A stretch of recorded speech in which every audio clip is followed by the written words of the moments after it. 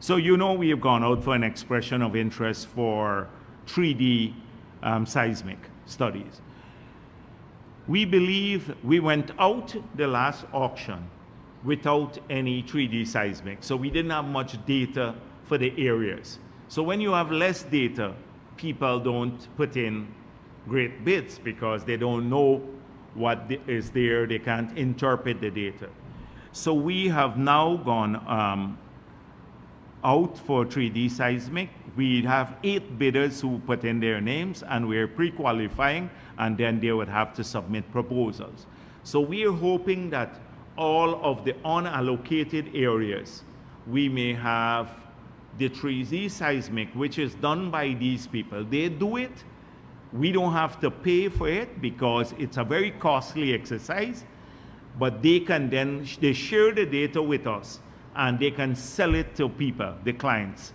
So we don't have any cost, but then people can then use the 3D seismic to maybe to make informed decisions in the future should we go out to an auction.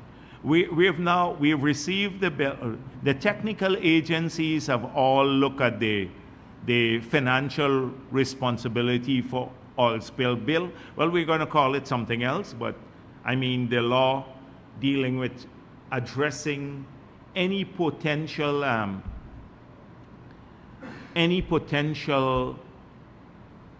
spill offshore from vessels or from the operators. And as I said before, I want that to get to the Parliament soon. We're going through an intensive process going through the bill with all the technical agencies, EPA, GGMC.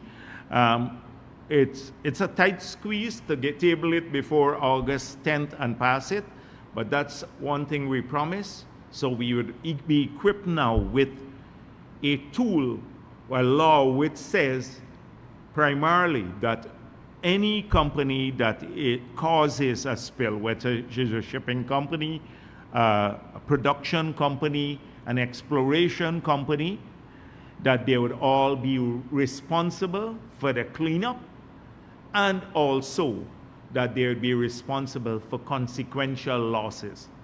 That is for fishermen and everyone else should they be affected, the other use. So that's basically the essence of that. We're working on this. We have a substantial, and I think maybe I'd leave this for the ministry to put out a release on this matter. So I've been looking at what now, based on what we spoke of last week, about the monitoring, right, of a lot of these issues. So I have here with me like what basically we get now. And we've been able to, so Exxon now shares their dashboard where they're monitoring in real time what's going on offshore. They already have that up and running onshore. So we get to see the screen, and it updates every 10 minutes. And you have some of the key parameters that we get to see, like production data, the tank inventories, the seawater, gas, how much gas is produced, the downtime, power generation, safety, health and environment, flare management, produced water. All of these are on a dashboard that they monitor, that we, 3 agencies now in the government have access to this dashboard: Natural Resources, EPA, and GGMC. So we see this. It's not as though we're not aware of what's going on offshore. And secondly, the presence on shore on the vessel from GRA and from the Bureau of Safety, I forgot, NB, what do they call it? National Bureau of Standards, the Bureau of Standards, basically. Let me say Bureau of Standards. They got a new name now. They keep changing the name. Bureau of Standards. So the two of them are on present offshore. They have rep offshore to look at different things like they recalibrate the meters and all of these issues. So when Kaitro News keeps pushing this all the time about we're now monitoring, we do have a number of things that's happening now. We intend to do parallel things in the future, but we're right now, there are key parameters that they measure, that we measure, that we get the screen shared to us, the dashboard. So what I will do, I'll have the ministry do a press release and release it to you to show how much work is being done by these agencies on the safety side and monitoring, defending national interests from both a revenue perspective, etc. We're still working on the environmental and safety regulations to the new law that we passed. We're finalizing the non-fiscal elements of the PSA. So we may, once this is done, this would be, remember we said we had some pushback on the non-fiscal elements, that they were too harsh, and that needs to be finalized. We're moving forward with the discussions. I think a non-disclosure agreement is to be signed between Fulcrum and Exxon and the government of Guyana to move forward with the discussion on the monetization of gas. So just to give you an update, there are lots of things that are happening in that area too. I've seen again the people, the old guard, but sometimes I don't want to even mention them. The Ogunses, around election time, they roll them out. They just roll them out, literally roll them out. The Ogunses and the Hines and with their racism, the usual stuff. Oh, Afro-Guyanese they have a bad time, although they have had control over Guyana, not just in the 28 years and the 5 years, but they had another nearly 3 years or so when they controlled the parliament. Majority of time, and they lament Afro-Guyanese, the condition of Afro-Guyanese. But the point is that in the same period when Ogunse and Hines and all of them, imagine there were specialists at SARA. I don't believe some of these people could specialists at anything, but they were working at SARA, cushy jobs. You find out how many Afro-Guyanese got plots of land from the APNU or a house lot. In fact, at the same agency they were working for, Ogunse and the others, Office of the President, you had nearly 3,000, maybe over 3,000 acres of land were given out to about 4 individuals in the Office of the President, but not to ordinary people. So they were talking about empowerment of Afro-Guyanese. Now they were empowering themselves in that period. I mentioned scholarships already. I mentioned jobs. What about the tens of thousands of people who didn't have a job?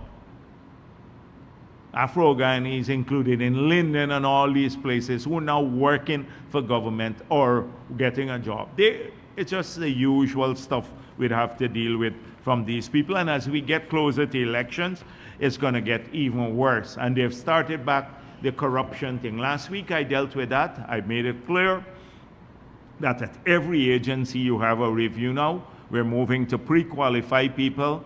We're taking serious action against individuals who are involved in any way whatsoever, but you need to understand that we have over 100 procuring agencies. We have thousands of evaluators. We have hundreds of engineers who have to supervise the contract. It's how difficult it is to get everybody to comply with the rule, particularly when someone wants to tweak the rules to steal from people or to get money from them. And we've been addressing a ton of these things, not just at the MPTA, but at their different levels. So it is a huge undertaking, and you do have people who are deliberately hell-bent on making the system not work, because if a system works, then it's harder for them to be corrupt.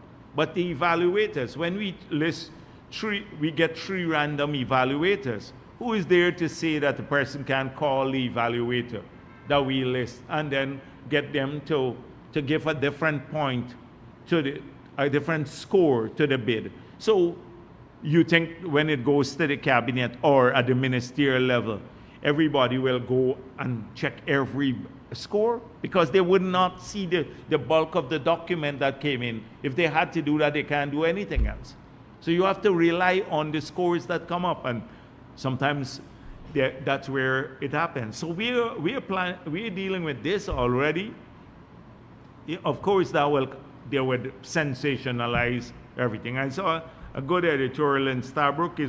I didn't mean to be critical. I recognize that sometimes there are helpful comments and expose that where the system did not work, and it helps the executive to address them. What I can assure people is that there'll be no cover-up.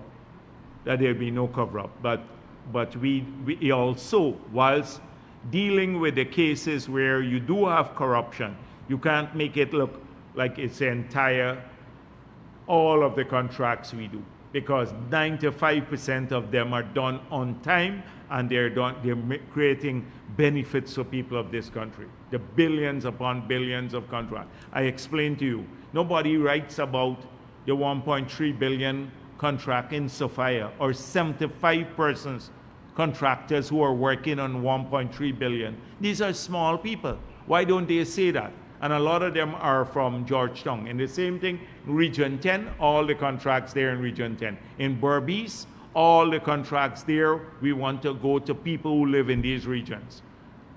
So that people get a lot. What about those small people? Nobody was helping them before.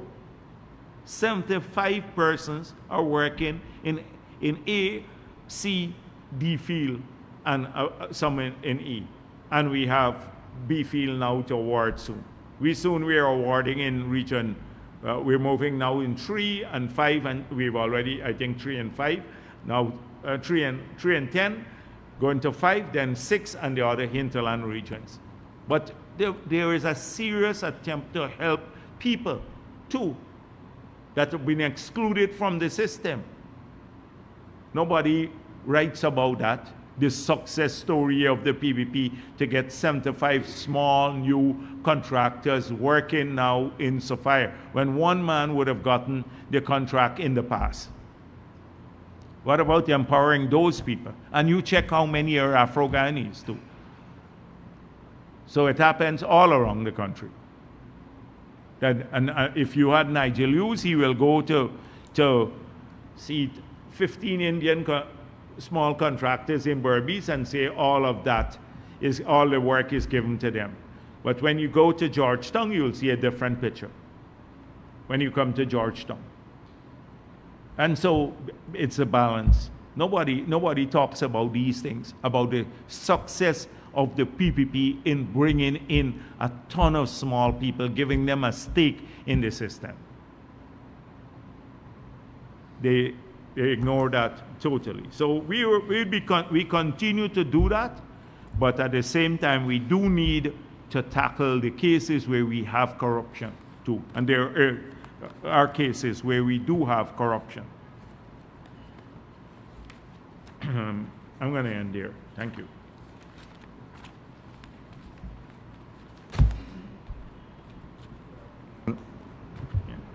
Good afternoon. Kemal King, Oil Now. You mentioned last week, sir, that if some of the companies from the first oil block auction are not able to find the partners and or the money to pay the fees, you may have to abandon the process. Yes. At what point do you decide that you've waited enough for those companies to do that? We do have time on our side, because It's not like we are under any rush to go out to the second auction. If there was like a timeline set for the second auction, we had to bring this to a close by a particular time. So we're still working with the companies. Who knows, maybe they may be able to raise the financing. And so that is one of the reasons. And the second reason is the move to do 3D seismic. The third thing is that there's a meeting slated with CGX for Friday of this week, at which we will have a discussion with them, and then a cabinet paper will be presented to determine how we deal with that matter. Okay, with respect to the plan to conduct seismic, have you identified any additional areas for potential action, aside from the lack of seismic, that could improve the attractiveness of the next auction? Well, the fiscal, there been a call to reduce that. Our fiscal conditions are very high, well, onerous. We don't share that view. We don't share that view that the 10% royalty is unreasonable, and a 10% tax, especially in a country now that is not a frontier country any longer. You're going to be producing 1.3 million barrels a day soon. So we're getting to be like a fairly mature jurisdiction. And so we doubt that we are going to change the fiscal conditions, but we are prepared to be a bit more flexible on some of the other positions that we put in place. For example, in the past, if you get a block and you don't do anything, there is no consequence to it for that. You can just hand it out, hold it for 4 or 5 years, and then hand it back. Now you have to put up a development plan. So your development plan to do the wells may be $400 million US. If you don't do anything, the fine is $200 million US for holding the block, and that's part of what we have now. So people are complaining it might be a bit too onerous, and we may be a bit more flexible on those sorts of conditions. And what timeline are you looking at for a potential second auction? Well, now that we're going on the route of the seismic, we'd have to talk to our international advisors. They know what's going on in the field of auctions globally.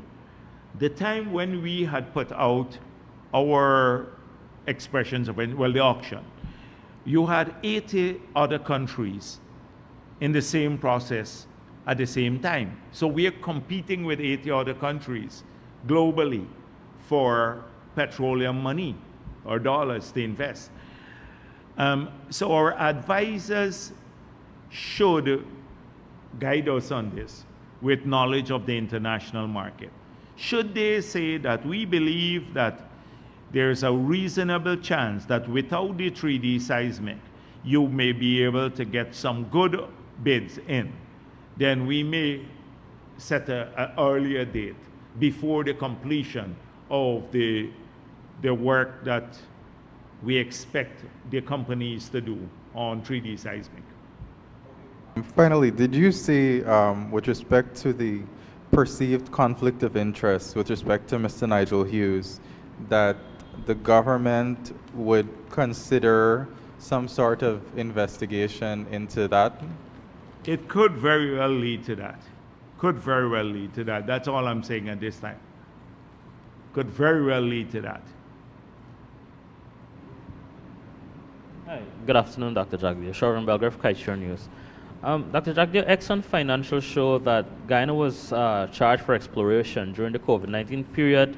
Other company claimed in its work program was affected by the COVID-19 pandemic and applied for an additional year to relinquish the blocks in the Starboard block. Can you explain what happened there? But you are aware we went through this issue at great length. So President Granger, in I think August of 2020, just before he left, he gave an extension. That document said that they were supposed to submit, so you'll get the extension, but submit documents to us. So it happened before we assumed office. We then asked them to submit the original exploration plan and how it was affected. And they proved to the satisfaction of the ministry that there was a departure from the original exploration plan. They did do some exploration, but it was a more aggressive exploration plan. There was a departure, and that is why the extension was given. But it was not given, it was given before, but we concurred with it. That's why we did not make an issue. The financials also show that millions were deducted last year for decommissioning. Can you explain why Exxon is being allowed to deduct monies for decommissioning from projects that is not yet started, that is not producing oil at the moment?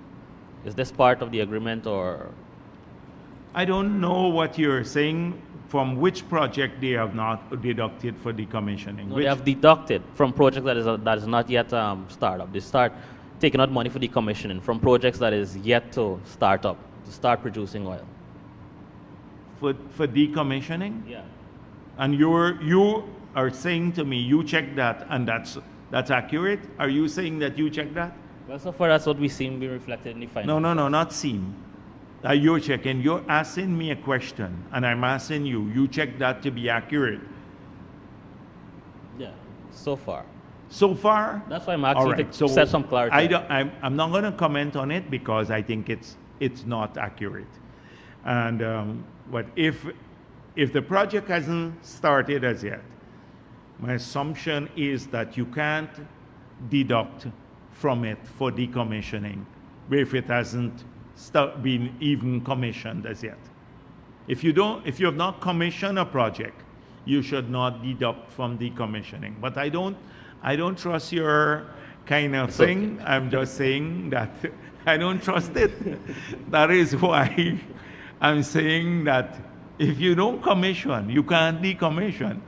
And but let me deal with that. And by the way, so let me go through this again. Remember, you keep mentioning this stuff about, say, how Exxon has reported their profits here locally.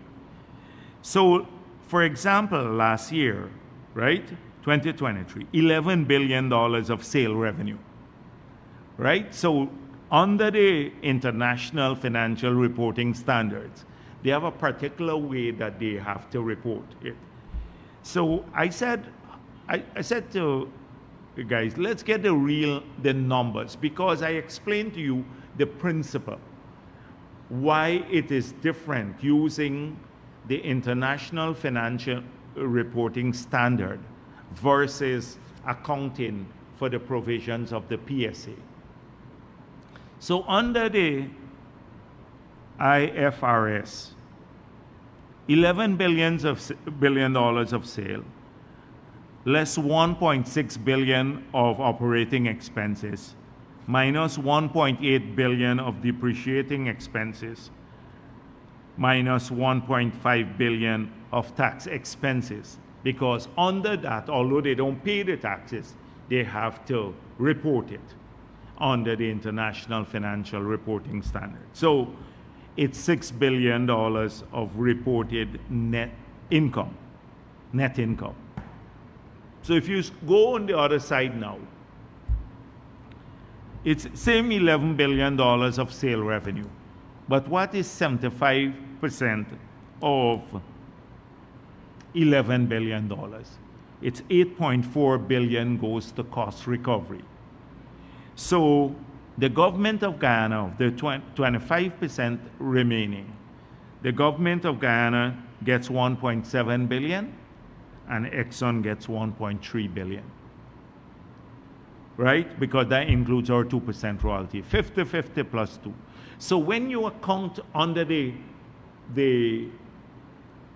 petroleum agreement, PSA, this is how it works out.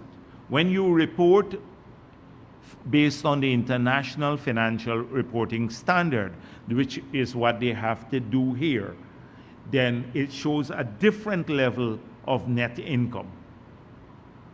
Right? And that is the difference there. So which we had explained theoretically, but I've asked them to put together the numbers, how much actually. So give an example of it so that people understand it better. All right. Thank you very much.